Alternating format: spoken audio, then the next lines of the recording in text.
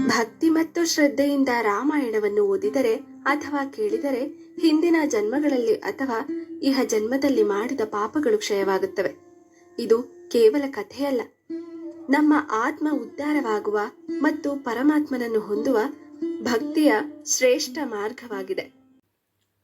ಬಾಲಕಾಂಡದ 37ನೆಯ ಸ್ವರ್ಗ, ಗಂಗೆಯಿಂದ ಕಾರ್ತಿಕೇಯನ ಉತ್ಪತ್ತಿ ಪ್ರಸಂಗ. ಪರಶಿವನು ಹಿಮವತ್ಪ್ರಭವ ಶಿಖರದಲ್ಲಿ ತಪಸ್ಸನ್ನು ಮಾಡುತ್ತಿರಲಾಗಿ ಅಗ್ನಿ ಪ್ರಮುಖರಾದ ದೇವತೆಗಳು ಇಂದ್ರ ಸಮೇತರಾಗಿ ಸಮರ್ಥನಾದ ಸೇನಾಪತಿಯನ್ನು ಪಡೆಯುವ ಅಭಿಲಾಷೆಯಿಂದ ಪಿತಾಮಹನಲ್ಲಿಗೆ ತೆರಳಿದರು. ಅಗ್ನಿ ಪುರೋಗರಾದ ಇಂದ್ರಾದಿ ದೇವತೆಗಳು ಭಗವಂತನಾದ ಪಿತಾಮಹನಿಗೆ ನಮಸ್ಕರಿಸಿ ಹೇಳಿದರು, ದೇವೇಶ, ಹಿಂದೆ ನಮಗೆ ಸೇನಾಪತಿಯನ್ನು ಬೀಜ ರೂಪದಲ್ಲಿ ಕೊಟ್ಟ ಪರಮೇಶ್ವರನು ಉಮೆಯೊಡನೆ ಮೌನಿಯಾಗಿ ಹಿಮವತ್ ಪರ್ವತದ ಶಿಖರದಲ್ಲಿಯೇ ಘೋರವಾದ ತಪಸ್ಸನ್ನು ಮಾಡುತ್ತಿರುವನು. ಲೋಕದ ಹಿತಾರ್ಥವಾಗಿ ದುಷ್ಟ ಶಿಕ್ಷಣ, ಶಿಷ್ಟ ಪರಿಪಾಲನೆಗಳಿಗಾಗಿ ಸಮರ್ಥನಾದ ಸೇನಾಪತಿಯನ್ನು ನಾವು ಪಡೆಯಲು ಮುಂದೆ ಮಾಡಬೇಕಾದ ಕಾರ್ಯವನ್ನು ಆಲೋಚಿಸು. ನೀನು ಈ ವಿಧಾನವನ್ನು ಮತ್ತು ಇದರ ರಹಸ್ಯವನ್ನು ಸಂಪೂರ್ಣವಾಗಿ ತಿಳಿದವನಾಗಿರುವೆ. ನೀನೇ ನಮಗೆ ಶರಣ್ಯನು. ತ್ರಿಭುವನಗಳಿಗೂ ಪಿತಾಮಹನಾದ ಬ್ರಹ್ಮನು ದೇವತೆಗಳ ಮಾತನ್ನು ಕೇಳಿ ಸುಮಧುರೋಕ್ತಿಗಳಿಂದ ಅವರನ್ನು ಸಂತೈಸುತ್ತಾ ಹೇಳಿದನು, ದೇವತೆಗಳೇ, ನಾ ಪ್ರಜಾಹ ಸ್ವಾಸು ಪತ್ನಿಷು, ನಿಮ್ಮ ಪತ್ನಿಯರಲ್ಲಿ ನಿಮಗಿನ್ನೂ ಪುತ್ರ ಪ್ರಾಪ್ತಿ ಇಲ್ಲ ಎಂಬ ಶೈಲಪುತ್ರಿಯಾದ ಉಮಾದೇವಿಯ ಶಾಪಕ್ಕೆ ಪ್ರತಿಯೇ ಇಲ್ಲ. ಅದು ಸತ್ಯವಚನ, ಇದರಲ್ಲಾವ ಸಂಶಯವೂ ಇಲ್ಲ. ಆದುದರಿಂದ ನೀವಿನ್ನು ನಿಮ್ಮ ಪತ್ನಿಯರಲ್ಲಿ ಪುತ್ರರನ್ನು ಪಡೆಯಲಾರಿರಿ. ಆದರೆ ನೀವು ನಿರಾಶರಾಗುವ ಕಾರಣವಿಲ್ಲ. ಶತ್ರುನಿಷೂದನನಾದ ದೇವತೆಗಳ ಸೇನಾಪತಿಯನ್ನು ಅಗ್ನಿದೇವನು ಯಾವಳಲ್ಲಿ ಪಡೆಯುವನೋ ಆ ಮಹಾಮಹಿಮಳು ಆಕಾಶಗಾಮಿನಿಯಾದ ಗಂಗಾದೇವಿ ಆಗುವಳು. ಅಗ್ನಿದೇವನಿಗೆ ತನ್ನಲ್ಲಿ ಹುಟ್ಟಿದ ಸೇನಾಪತಿಯನ್ನು ಶೈಲೇಂದ್ರನ ಹಿರಿಯ ಮಗಳಾದ ಗಂಗಾದೇವಿಯು ಸ್ವಾಭಾವಿಕವಾಗಿ ಆದರಿಸುತ್ತಾಳೆ. ಇದರಿಂದ ಉಮೆಗೂ ಕೋಪ ಉಂಟಾಗದು, ಏಕೆಂದರೆ ಸೇನಾಪತಿಯ ಬೀಜರೂಪವಾದ ದಿವ್ಯ ತೇಜಸ್ಸು ಉಮಾಶಿವರ ಸಂಗಮದಿಂದಲೇ ಪ್ರಾಪ್ತವಾದುದಲ್ಲವೇ? ಈ ದಿವ್ಯ ಶಿಶುವು ತನ್ನ ಅಕ್ಕನ ಮಗುವಾಗುವುದು ಉಮೆಗೂ ಇಷ್ಟವಾಗುವುದು. ಈ ವಿಷಯದಲ್ಲಿ ಸ್ವಲ್ಪವಾದರೂ ಸಂಶಯ ಪಡುವ ಕಾರಣವಿಲ್ಲ. ರಾಮ, ಪಿತಾಮಹನ ಸುಮಧುರವಾದ ಈ ಮಾತುಗಳನ್ನು ಕೇಳಿ ದೇವತೆಗಳು ಕೃತಾರ್ಥರಾಗಿ ಪಿತಾಮಹನಿಗೆ ಪುನಃ ನಮಸ್ಕರಿಸಿ ಪೂಜಿಸಿದರು. ಅನಂತರ ಎಲ್ಲ ದೇವತೆಗಳು ಅನೇಕ ವಿಧವಾದ ಲೋಹಗಳ ಗಣಿಗಳಿಂದಲೂ ಗೈರಿಕಾದಿ ಧಾತುಗಳಿಂದಲೂ ಕೂಡಿರುವ ಸರ್ವಶ್ರೇಷ್ಠವಾದ ಕೈಲಾಸ ಪರ್ವತಕ್ಕೆ ಹೋಗಿ ಬ್ರಹ್ಮನ ಮಾತಿನಂತೆ ಸೇನಾಪತಿಯ ಪ್ರಾಪ್ತಿಗಾಗಿ ಅಗ್ನಿಯನ್ನು ಪ್ರಾರ್ಥಿಸಿದರು. ಯಜ್ಞೇಶ್ವರ, ಸೇನಾಪತಿಯ ಪ್ರಾಪ್ತಿರೂಪವಾದ ಈ ದೇವತಾ ಕಾರ್ಯವನ್ನು ಸಾಧಿಸು. ಶ್ವೇತ ಪರ್ವತದಲ್ಲಿ ನಿಕ್ಷಿಪ್ತವಾಗಿರುವ ಕಾರ್ತಿಕೇಯನ ಬೀಜರೂಪವಾದ ಶಿವರೇತಸ್ಸನ್ನು ಗಂಗಾ ನದಿಯಲ್ಲಿ ಬಿಡು.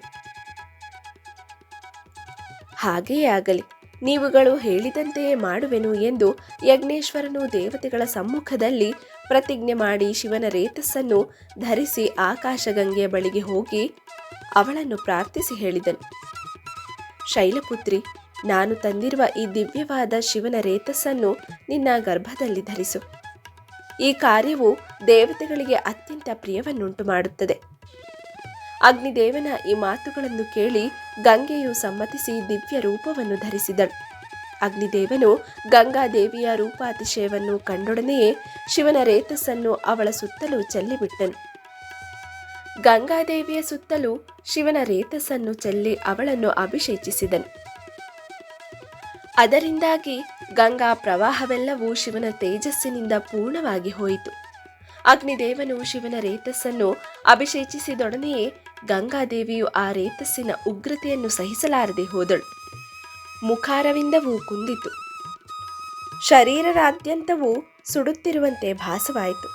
ಶಿವನ ರೇತಸ್ಸಿನ ಜ್ವಾಲೆಗಳಿಂದ ಸಂಕಟ ಪಡುತ್ತಾ ವ್ಯಥಿತ ಮನಸ್ಕಳಾದ ಗಂಗಾದೇವಿಯು ದೇವತೆಗಳ ಪುರೋಹಿತನಾದ ಅಗ್ನಿಗೆ ಹೇಳಿದಳು, ಅಗ್ನಿದೇವ, ನಿನ್ನಿಂದ ಹುಟ್ಟಿರುವ ಈ ದಿವ್ಯ ತೇಜಸ್ಸನ್ನು ಹೆಚ್ಚು ಹೊತ್ತು ಧರಿಸಲು ನಾನು ಅಶಕ್ತಳಾಗಿರುವೆನು. ಸರ್ವ ದೇವತೆಗಳಿಗೂ ಅರ್ಪಿಸುವ ಆಹುತಿಯನ್ನು ಭಕ್ಷಿಸುವ ಅಗ್ನಿಯು ಗಂಗಾದೇವಿಯ ಮಾತುಗಳನ್ನು ಕೇಳಿ ಹೇಳಿದನು, ದೇವಿ, ನೀನು ಈ ಗರ್ಭವನ್ನು ಧರಿಸಲು ಅಸಮರ್ಥಳಾದರೆ ಈ ಪರ್ವತದ ಪಾರ್ಶ್ವದಲ್ಲಿರುವ ಶ್ವೇತ ಪರ್ವತದಲ್ಲಿ ಈ ಗರ್ಭವನ್ನು ವಿಸರ್ಜಿಸು.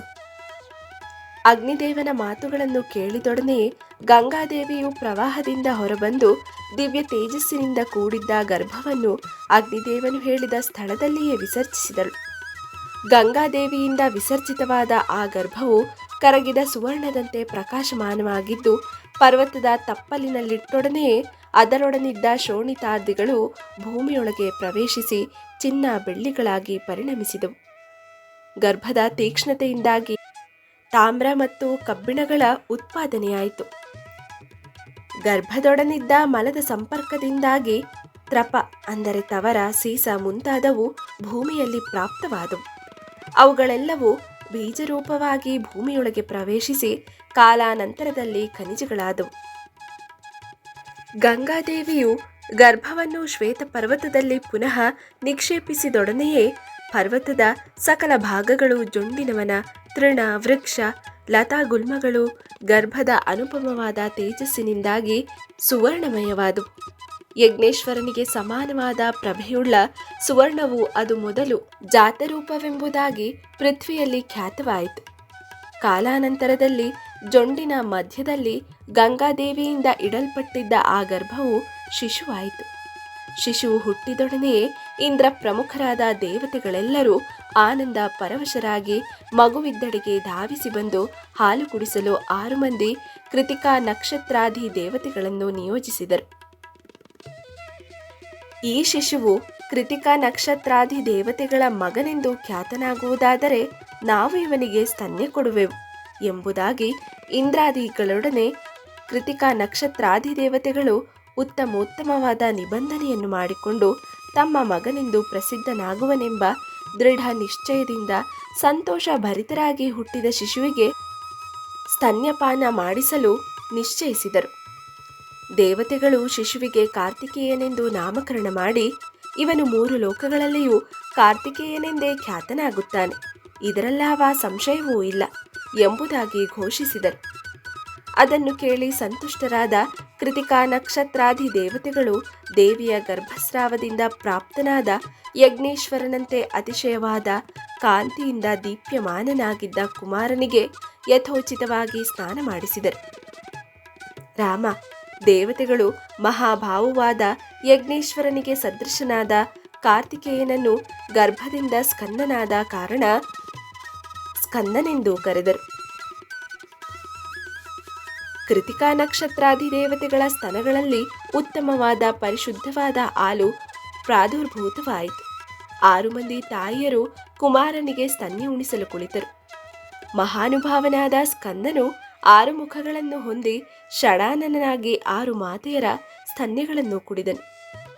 ಸುಕೋಮಲ ಶರೀರನಾದ ವಿಭುವಾದ ಷಡಾನನು ತನ್ನ 6 ಮುಖಗಳಿಂದ 6 ತಾಯಂದಿರ ಸ್ತನ್ಯಗಳನ್ನು ಒಂದು ದಿನ ಪೂರ್ತಿ ಕುಡಿದು ತನ್ನ ಭುಜಬಲ ಪರಾಕ್ರಮಗಳಿಂದ ದೈತ್ಯ ಸೇನೆಯನ್ನು ಜಯಿಸಿದನು. ಅಗ್ನಿ ಪ್ರಮುಖರಾದ ಸಕಲ ದೇವತೆಗಳು ಆಗಮಿಸಿ ಮಹಾ ತೇಜಸ್ವಿಯಾದ ಅತುಲ ಪ್ರಭನಾದ ಕಾರ್ತಿಕೇಯನಿಗೆ ಸುರಸೇನಾಗಣಕ್ಕೆ ಅಧಿಪತಿಯಾಗಿ ಪಟ್ಟಗಟ್ಟಿದರು. ಧನ್ಯತೆಗೆ ಕಾರಣವಾದ ಮತ್ತು ಪುಣ್ಯ ಪ್ರಾಪ್ತಿಗೆ ಸಾಧನವಾದ ಗಂಗಾದೇವಿಯ ವೈಭವವನ್ನು ಮತ್ತು ಕುಮಾರ ಸಂಭವದ ಕಥೆಯನ್ನು ನಾನು ನಿಮಗೆ ವಿಸ್ತಾರವಾಗಿ ಹೇಳಿರುತ್ತೇನೆ. ರಾಮ, ಪ್ರಪಂಚದಲ್ಲಿ ಯಾವ ಮಾನವನು ಕಾರ್ತಿಕೇಯನಿಗೆ ಭಕ್ತನಾಗಿರುವನೋ, ಅನನ್ಯ ಶರಣನಾಗಿರುವನೋ, ಅವನು ದೀರ್ಘಾಯುಷ್ಯವಂತನು, ಪುತ್ರ ಪೌತ್ರರುಳ್ಳವನು, ಸುಖಿಯೂ ಆಗಿದ್ದು ಕಡೆಗೆ ಸ್ಕಂದಸಾಲೋಕ್ಯವನ್ನು ಹೊಂದುತ್ತಾನೆ. ಇಲ್ಲಿಗೆ 37ನೆಯ ಸ್ವರ್ಗವು ಮುಗಿಯಿತು. ಮುಂದೆ 38ನೆಯ ಸ್ವರ್ಗ, ಸಗರನ ಮಕ್ಕಳ ಜನನ, ಯಜ್ಞದ ಸಿದ್ಧತೆ.